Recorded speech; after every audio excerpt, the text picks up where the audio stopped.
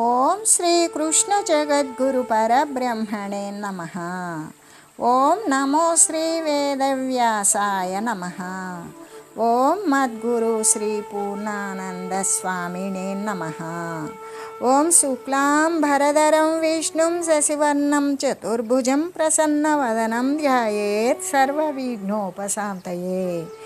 ఓం వ్యాసాయ విష్ణురూపాయ వ్యాసరూపాయ విష్ణవే నమో వై బ్రహ్మనిధయే వాసిష్ఠాయ నమో నమః. ఓం నారాయణం నమస్కృత్య నరం చైవ నరోత్తమం దేవీం సరస్వతీం వ్యాసం తతో జయముదీరయేత్. శ్రీ భగవద్గీత మోక్ష సన్యాస యోగము.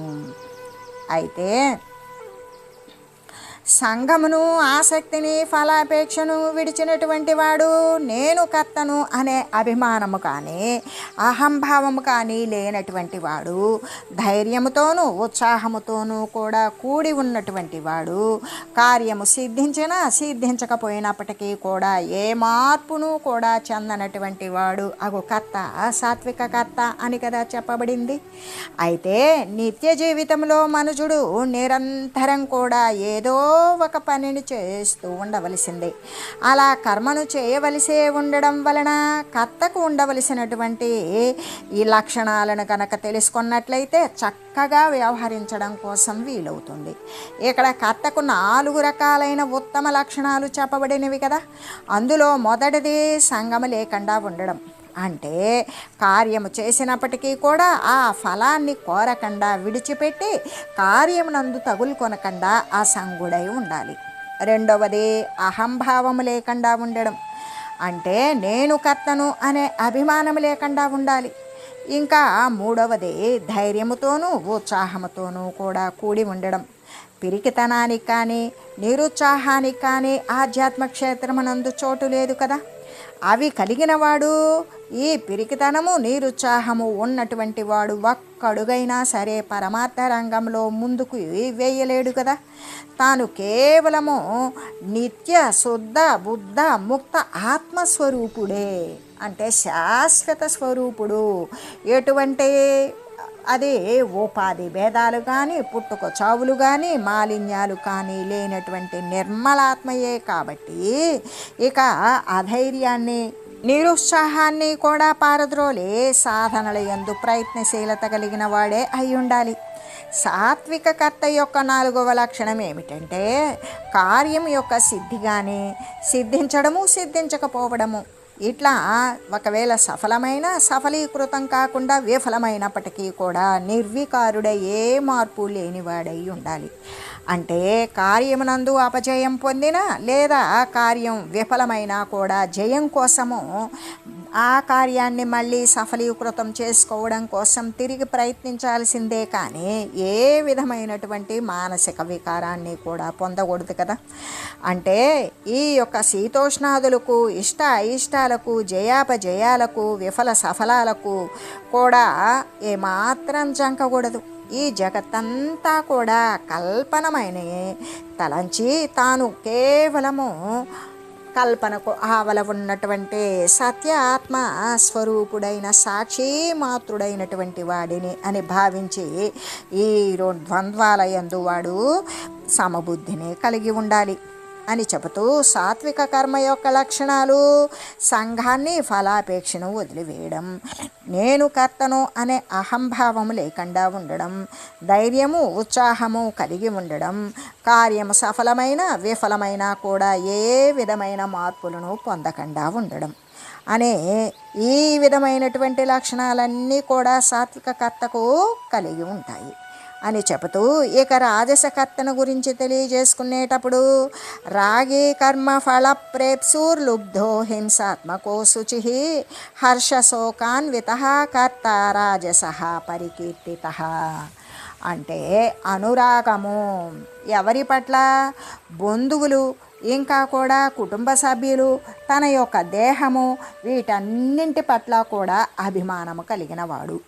ఇటువంటి అభిమానం కలిగినటువంటి వాడు చేసే కర్మయందు ఆ కర్మ ఇచ్చేటువంటి ఫలితమును ఆశించేవాడు.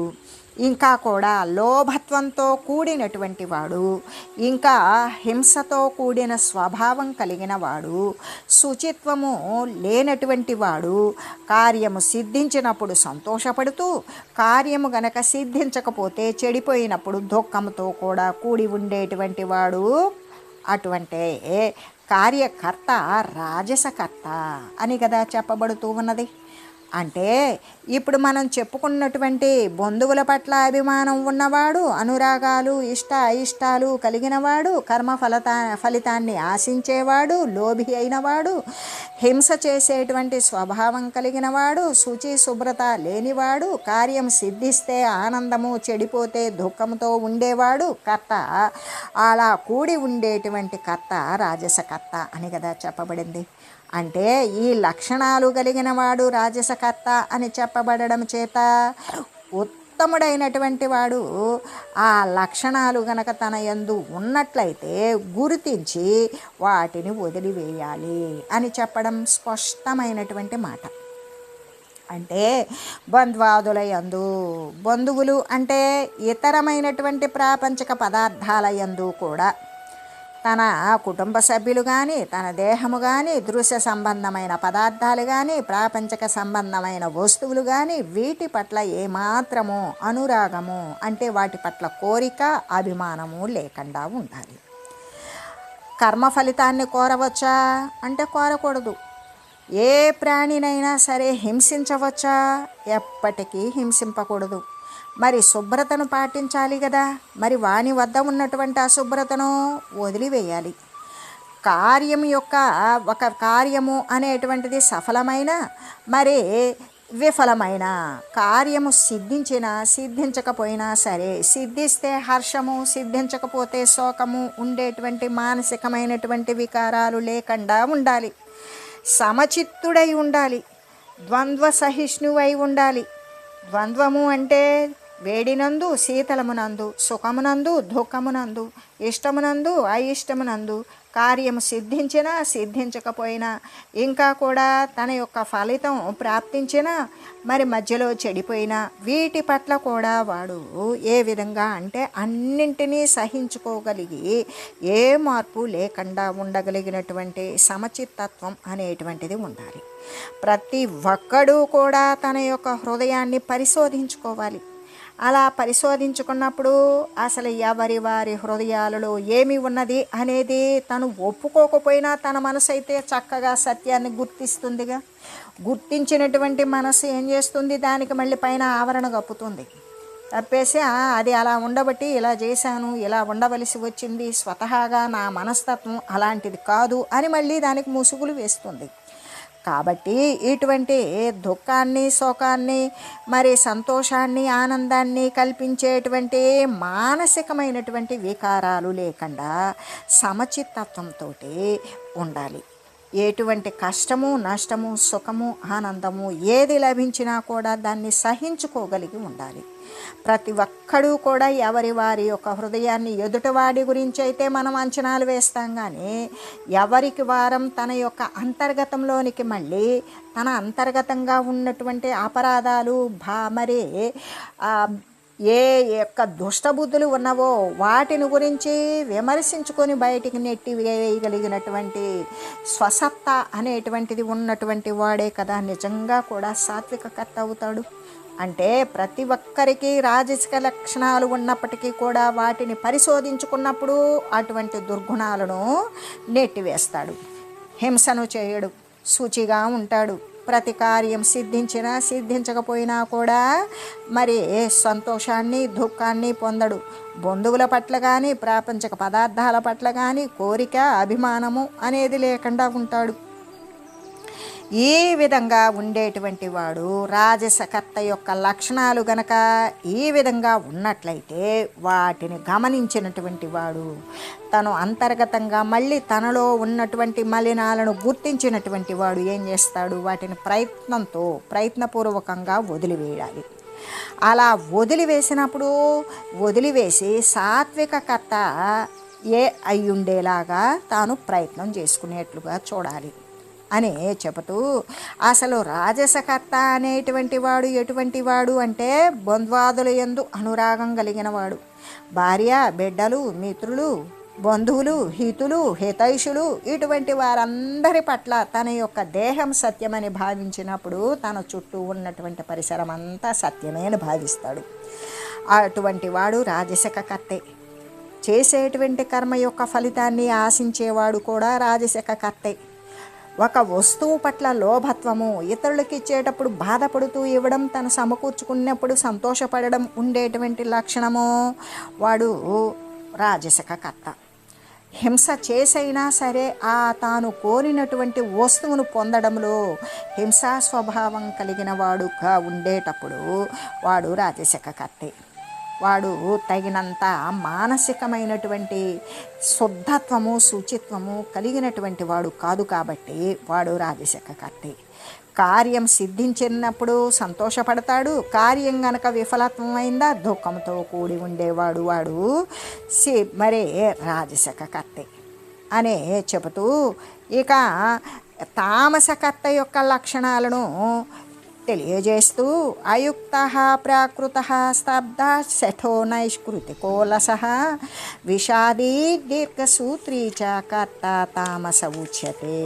ఎలాగంటే మనోనిగ్రహము లేక చిత్తము ఏకాగ్రత స్థితి లేనటువంటి వాడు, వాని యొక్క మనసు నిగ్రహించబడి ఉండదు, వాని యొక్క చిత్తము ఏకాగ్రంగా చిత్తము అనేటువంటిది ఉండదు.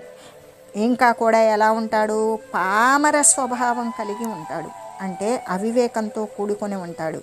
వాడికి వినయము ఉండదు, కేవలం మోసగాడు, ఇతరులను వంచి వారి జీవనాలను పాడు చేసేవాడు, సోమరితనం కలిగిన వాడు, ఎల్లప్పుడూ కూడా దిగులుతో ఉండేవాడు, స్వల్పకాలంలో చేయవలసినటువంటి పనిని చాలా దీర్ఘకాలంకైనా సరే పూర్తి చేయనటువంటి వాడు ఎవడైతే ఉంటాడో అటువంటి కర్త తామసిక కర్త అని కదా చెప్పబడుతూ ఉన్నాడు. అందుకే అయుక్త అని చెప్పబడింది. అంటే మనస్సు ఏ విధంగా ఉంటుంది, బహిర్ముఖంగా ఉంటుంది, ఎప్పుడూ కూడా దృశ్య సంబంధమైన ప్రాపంచిక పదార్థాల పట్లే ఉంటుంది.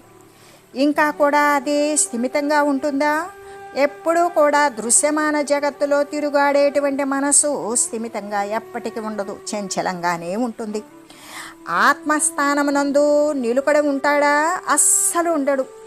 ఆత్మయందు నిలుకడ లేనివాడు, ఏకాగ్రత ఉండదు, నిగ్రహము లేకుండా ఉంటాడు. అటువంటి వాడే కదా అయుక్తుడు.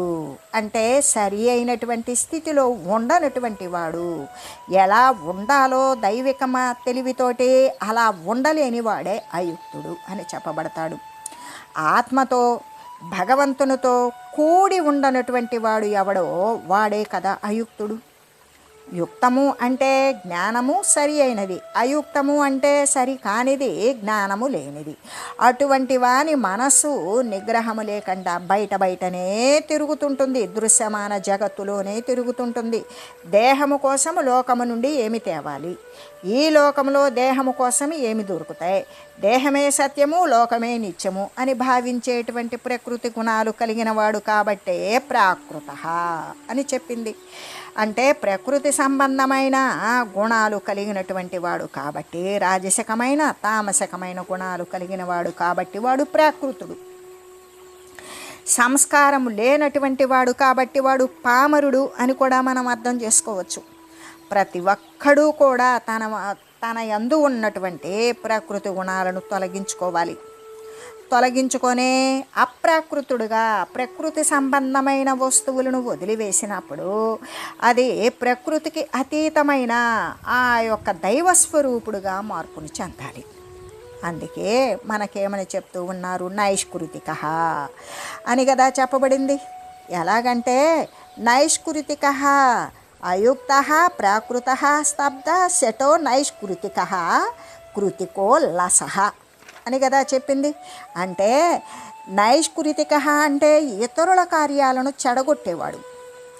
ఇంకా ఎల్లప్పుడూ కూడా అవతలవాడు ఒకవేళ కార్యం సఫలం చేసుకుంటాడేమో అట్లాంటి సీరియల్స్ ఈ మధ్య కాలంలో ఎక్కువగా వస్తున్నాయి. ప్రతి ఇంటి కోడలు ఎందో, కొడుకు ఎందో, లేదా ఏ వేలు విడిచినా కాలు విడిచినటువంటి బంధుత్వమో ఇదంతా కూడా పెట్టి తీసుకొని వచ్చి వారి వద్దే తింటాడు, వారి మాటే అనుసరిస్తాడు, వారి కుటుంబం మీద ఆధారపడి ఉంటాడు. ఆ కుటుంబానికి నాశనము కలగజేసేటువంటి విషయాన్ని కోసం ఇప్పుడు ఈ మధ్య ఉన్నటువంటి ప్రతి సీరియల్లో కూడా ఉత్తమ మనస్సు లేనటువంటి ప్రతి సీరియల్కి కూడా ఇద్దరు ముగ్గురిని ప్రవేశపెట్టి మరీ కూడా సామాజిక స్థితిని, మనుషుడు ఉండవలసిన స్థితిని నేర్పిస్తూ ఉన్నా కూడా ఆ విధమైనటువంటి వాళ్ళు ఉన్నారు. తస్మాత్ జాగ్రత్త అని చెప్పడం అంటే వాళ్ళు కోరి ఈ సీరియల్స్ని ఎక్కువగా ఇష్టపడుతున్నారనే, లేకపోతే వాస్తవాన్ని బోధించడమా, ఇదంతా తర్వాత సంగతి, రెండవ సంగతి. కానీ ప్రతి ఇంటి యందు కూడా మూర్ఖమైన తామసికమైనటువంటి ఇతరుల కార్యాలను మరి నాశనము చేసేవాడు, ఇతరులను వంచేవాడు, పైకి మంచిగా మాట్లాడేవాడు, ఇటువంటి వాళ్ళు ప్రతి ఒక్క కుటుంబంలోనూ ఉన్నారు. అందువలనే కుటుంబాలు తీవ్రతంగా అభివృద్ధి చెందవలసినవి కూడా అక్కడికక్కడికి ఆగిపోతూ ఉన్నవి. ఎందుకు? ఆటంకాలు ప్రకృతి సంబంధంగా కాదు, ప్రకృతి జన్యములైనటువంటి కుటుంబంలో ఉన్నటువంటి మనుషుల మధ్య కూడా వ్యతిరేకమైన వక్రభావాలు ఉండడం చేతనే కుటుంబ అభివృద్ధి అనేది కుదరడం లేదు. కాబట్టి వానితో వానికి ఉన్నటువంటి సంబంధం ప్రకారమే ఉత్పన్నమై వానికి ఆటంకాలు కలిగిస్తూ వాడి మీద ఏ విధంగా అంటే ఒక అపరోక్షంగా ఆధారపడి కూడా వాడు పరోక్షంగా కూడా ఉంటూ అపరోక్షంగా ఉన్నట్లుగానే పరోక్ష భావాలతో ఉంటాడు అదే కుటుంబంలో. ఆ విధంగా అంటే ఇతరుల యొక్క కార్యాలను ఇంకా బయట వాళ్ళ కార్యాలను అయితే చెడగొట్టడం, అటు మాట ఇటు, ఇటు మాట అటు చెప్పడం, ఇతరులను వంచడం, ఇంకా కూడా వాళ్ళు లేనప్పుడు వాళ్ళని గురించి తక్కువగా మాట్లాడడం, మరి దూషించినట్లు మాట్లాడడం, వాడి మీద లేనిపోయినవి కూడా నిందించి మాట్లాడడం. సామాన్యంగా కూడా ఇట్లాంటి వాళ్ళు 4 రకాలుగా ఉంటారు. తన సుఖాన్ని కూడా చూసుకోకుండా ఇతరులకు మేలు చేసేవాడు, తన సుఖాన్ని చూసుకుంటూ కూడా ఇతరులకి మంచి చేసేవాడు, తన సుఖాన్ని కొరకు పరులకు కీడు చేసేవాడు, అనవసరంగా ఇతరులకి కీడు చేసేవాడు. అయితే మొట్టమొదట మనం ఏం చెప్పుకున్నాం? తన సుఖాన్ని కూడా చూడకుండా ఇతరులకు మేలు చేసేవాడు వాడు మొట్టమొదటి వాడే ఉత్తముడు. మరి రెండోది ఏం చెప్పుకున్నాం? తన సుఖం చూసుకుంటూ కూడా ఇతరులకు కూడా మేలు చేసేవాడు. రెండో వాడు కూడా మధ్యముడు, వాడు పర్వాలేదు. అదే మూడో వాడు ఉన్నాడు చూడు, తన సుఖం కొరకు పరుడుకు కీడు చేసేవాడు. తను ఏదైనా వస్తువును పొందాలంటే అవతల వాడికి నష్టం కలగజేస్తాడు. ఇంకా వీడు ఎట్లాంటోడు? అధముడు. ఇక 4వ వాడున్నాడు, అనవసరంగా వాడికి అవసరం లేకపోయినా పనిగట్టుకొని దానికోసం డబ్బు సమయం వృధా చేసి కూడా ఇతరులకు కీడు చేసేవాడు. వాడు పరమ అధమాతి అధముడు. కాబట్టి ఇక్కడ నైష్కృతికులు అని చెప్పబడింది ఏంటి అంటే చివర 2 తరగతులకు చెందినటువంటి వాళ్ళు. అంటే తన సుఖం కోసం పరులకు కీడు చేసేవాడు అయితే అనవసరంగా ఇతరులకు కీడు చేసేవాడు అని కదా చెప్పబడింది. ఈ 2 తరగతుల వాళ్ళు కూడా పరమ అధమాతి అధములు అని చెబుతూ అలసహ అంటే సోమరి, భగవానుడు సోమరితనాన్ని తామస గుణంగా చెప్పేశారు కదా. అంటే అటువంటి తామస గుణాన్ని ఉన్నటువంటి వారు గమనించుకొని పారద్రోలాలి అనే కదా బోధిస్తూ ఉన్నారు. సోమరి ఏ రంగంలో అయినా సరే వృద్ధికి వస్తాడా అంటే రాడు కదా. ఆధ్యాత్మ రంగంలో అయితే అసలు సోమరులకు చోటున్నదా? లేదు కదా. కాబట్టి ఈ సోమరి తామసికమైనటువంటి కర్త ఏం చేస్తాడు అంటే ఆశకు లోబడిపోతాడు, ఉన్నదానితో తృప్తిని పొందలేడు. అలా పొందకుండా ఏ విధంగా అంటే తనకున్నటువంటి సమయం మొత్తం కూడా ప్రాపంచకంగా ఎవరిని ఎంత బాధ పెట్టాలి అంటే తన సుఖం కోసం ఇతరులకు కీడు చేసేలాగానే అనవసరంగా కూడా ఇతరులకు కీడు చేసేటువంటి వాడు, అవతల వారు బాధపడుతుంటే ఆనందపడేవాడు అని కూడా చెప్పవచ్చు. దానికి అంటే వాడు శరీరాన్ని శ్రమింపజేయకుండానే సోమరితనంతో కూర్చొని ఆ సోమరితనంతో ఇక ఏదో సంపాదించాలని మూర్ఖమైన ఊహాపోహలు వేస్తూ దైవికమైనటువంటి తెలివిని తనకు తానుగా మరుగుపరుచుకుంటూ ఉంటాడు. అయితే పూర్వం ఒకానొక పట్టణంలో ఒక బీదవాడు నివసించేవాడు. అతడు ఇంటింటికి వెళ్ళి కూడా భిక్షాటనం చేస్తూ జీవించేవాడు. అతనికి ఒక్క సెంటు నేల తప్ప, సెంటు నేల అంటే మనందరికీ తెలిసిందే కదా, 48 గజాలు. ఆ నేల తప్ప ఇతరమైనటువంటి ఆస్తిపాస్తులు ఏమీ లేవు. ఆ కొంచెం నేలే అతనికి ఆధారం. అయితే ఆ నేలలో వచ్చేటువంటి ఆదాయం చాలా తక్కువ, అతనికి చాలదు. కాబట్టి అతను భిక్షాటనం చేసి జీవనాన్ని పోషించుకునేవాడు. ప్రతి దినము కూడా భవతి భిక్షాందేహి అనేటువంటి మాటను పలుకుతూ ఇంటింటికి వెళ్ళి వారిచ్చేటువంటి తృణమో పనమో తీసుకుంటూ కాలాన్ని గడిపేసేవాడు. ఇలా ఉండగా ఒకనాడు భిక్షాటనానికి బయలుదేరిన కొద్దిసేపటికే అదృష్టవశాత్తు ఒక ఇంటిలో అతనికి పుష్కలంగా భోజనం లభించింది. దానిని ఆ ఇంటి ముందే కూర్చొని అతడు చక్కగా ఆరగించేశాడు. కడుపు నిండడం చేత అతడు పరమానందపడిపోయాడు. ఆహా, ఈరోజు ఏమాత్రం ప్రయాసపడకుండానే, ఏ శ్రమ పడకుండానే, ఇంటింటికి తిరగకుండానే భగవంతుడు నాకు చక్కని ప్రసాదం లభించేటట్లు చేశాడు అని అనుకుంటూ ఆ బీదవాడు ఇంటి దారి పట్టాడు. మార్గమధ్యంలో ఒక ఇంటి వారు చూశారు అతన్ని. పాపం ఇతను దరిద్రుడు అని గ్రహించి దగ్గరకు పిలిచి పేలపిండి కలిగినటువంటి ఒక పిడతను ఇచ్చి, అందులో పేలపిండి ఉంది, భుజించండి అని చెప్పారు. ఆ బీదవాడు ఏం చేశాడు, సామాన్యంగా పేలపిండిలో బెల్లం వేసుకొని కలుపుకొని తినటం అనేటువంటిది వాడుక ఉన్నది కదా. అయితే ఇంతకు మునిపే ఆయన కడుపారా భోజనం చేసి ఉన్నాడు కదా.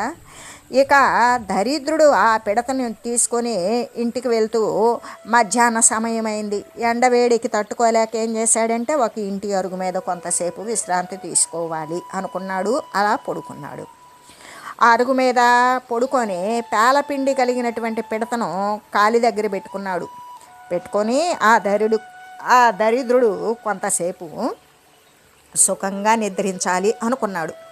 కానీ నిద్ర పట్టల, ఏవేవో ఆలోచనలు చేసుకుంటున్నాడు. అయితే అతడు తనలో తను ఇలా భావించుకుంటూ కాలక్షేపం చేస్తూ ఉన్నాడు. నిద్ర అయితే పోలా. ఇప్పుడైతే నాకు కడుపు నిండింది, ఇంకా భోజనంతో ఈ రోజుకు పని లేదు. కానీ ఎవరో పేలపిండితో కూడినటువంటి పిడతను నాకు ఇప్పుడు ఇచ్చున్నారు కదా. కాబట్టి ఈ పిడతను బజారుకు తీసుకెళ్ళి అందులో ఉన్నటువంటి పిండితో సహా ఎవరికైనా అమ్మేస్తాను. అప్పుడు దానితో కొంత డబ్బు వస్తుంది. ఆ పైసలతో నువ్వులు కొంటాను. ఆ నువ్వులను నాకున్న ఆ సెంటు భూమిలో వేస్తాను. అప్పుడు కొన్నాళ్లకు చక్కని నువ్వుల పంట వస్తుంది కదా. దానిని పరిపక్వ దశలో కోసి నువ్వులను ఒక గోతంలో పోస్తాను. ఒక బస్తా నువ్వులు అయితే రావచ్చు. వాటిని వెంటనే మార్కెట్లో అమ్మి వేస్తాను. దానికి తగినటువంటి రూపాయలు డబ్బు వస్తుంది. వెంటనే ఆ పైకాన్ని వడ్డీకి ఇస్తాను. 10 సంవత్సరాలలో వడ్డీ, కాంపౌండ్ వడ్డీ పెరిగి దాదాపు ఎక్కువ మొత్తమే అవ్వచ్చు. అప్పటికి నాకు వివాహ వయసు కూడా దాపరిస్తుంది. ఎప్పుడైతే అంత పైకం నా దగ్గర ఉన్నది అని జనులు తెలుసుకుంటారో అప్పుడు పెళ్లి చేయడం కోసం నాకు పిల్లనిస్తారు. నా పిల్లనిస్తాను అని జనులు ముందుకు వస్తారు. వారందరిలో కూడా మంచి పిల్లని ఏరుకొని నాకు నచ్చిన దాన్నే నేను వివాహం చేసుకుంటాను. వివాహమైన తర్వాత భార్య కాపురానికి వస్తుంది కదా. సుఖంగా సంసార జీవితం గడుస్తూ ఉంటుంది. ఎప్పుడైనా సరే నా భార్య నాతో గనక పోట్లాడినట్లయితే, ఆమె నన్ను తిట్టినట్లయితే నేను మాత్రం ఊరుకుంటానా ఏంటి?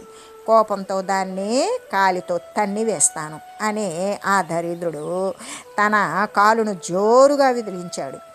వెంటనే కాలి క్రింద ఉన్న పేలపిండి పిడత పగిలిపోయి అందులో ఉన్నటువంటి పిండి గాలి కొట్టుకుపోయింది. అందుకే ఆ దరిద్రుని పేరాశ చూడండి. ఏ పేలపిండి పిడతను అమ్మి ఇంత నాటకం జరుపుదలంచాడో అది కాస్త నాశనమైపోయింది కదా. అతను ఊహించుకున్న ఆశలన్నీ కూడా నిరాశలైపోయినవి కదా. అతడు కట్టుకున్నటువంటి గాలి మేడలన్నీ కూడా చితికిపోయినాయి. అందుకే అజ్ఞాన దశలో మానవుడు ఈ ప్రకారంగానే కోరిక మీద కోరికను పెంచుకుంటాడు. చివరకు ఆశలకే మోసం తెచ్చుకుంటాడు. అందుకే మోక్షము చెందాలి అనుకునేటువంటి వాడు సాధనలు చేయాలి కానీ ఆశలైతే పెంచుకోకూడదు కదా. ఉన్న వాటిని క్రమక్రమంగా తగ్గించుకుంటూ ఉండాలి. కానీ ఎలాగంటే మనకి గీతాచార్యులు చెప్పిన విధంగానే ప్రజహాతి యథా కామాన్ సర్వాన్ అని గీతాచార్యులు ఆనతిచ్చారు కదా. ఆ ప్రకారంగానే ఏనాటికైనప్పటికీ కూడా కోరికలన్నింటినీ పూర్తిగా వదిలివేసినప్పుడే మనుషునికి పూర్ణమైనటువంటి శాంతి కలుగుతుంది. ఈ రహస్యాన్ని తెలిసి మానవుడు తృష్ణకు లోబడకూడదు, ఆశా పరవశుడు కాకూడదు. అవసరాలను మాత్రమే తీర్చుకుంటూ వైభవాలను తిరస్కరించుకుంటూ జీవితాన్ని గడిపివేయాలి కదా. ఏదైనా సరే దృశ్య సంబంధమైన కోరిక మనసునందు ఉద్భవించిందనుకో, దానిని వివేకము చేత మొదలంటనే త్రుంచివేయాలి. అలా కాలేదనుకో, ఆ దుష్ట కోరిక వృద్ధి చెంది చిలవలు పలవలు వేస్తుంది. ఇంకా కూడా క్రొత్త కోరికలను ఉత్పన్నం చేస్తుంది. మానవుడిని అధోగతికి త్రోసివేస్తుంది. కాబట్టి ముముక్షువైనటువంటి వాడు ఏం చేయాలి అంటే ఆశకు లోబడకూడదు. తృష్ణకు తన జీవితంలో ఏమాత్రము కూడా అవకాశాన్ని ఇవ్వకూడదు. కడు జాగ్రత్తతో కూడి మెలగాల్సిందే కదా. కథలోని దరిద్రునిలాగానే ఆశలు పెంచుకొని శోక విహ్వలుడు, శోకముతో బాధపడకూడదు. అందుకే తృష్ణ అనేటువంటి దానిని ఛేదించి వేయాలి. జీవితాన్ని ఆనందమయంగా చేసుకోవాలి. మనుజుడు ఆశకు లోబడలేదనుకో, ఉన్నదానితో తృప్తి పొందాడనుకో, మిగిలినటువంటి సమయాన్ని దైవ ధ్యానాదులు యందు వినియోగించుకున్నట్లయితే వాని యొక్క జీవితము ఆనందమయంగా అయిపోతూ ఉన్నది కదా. అందుకే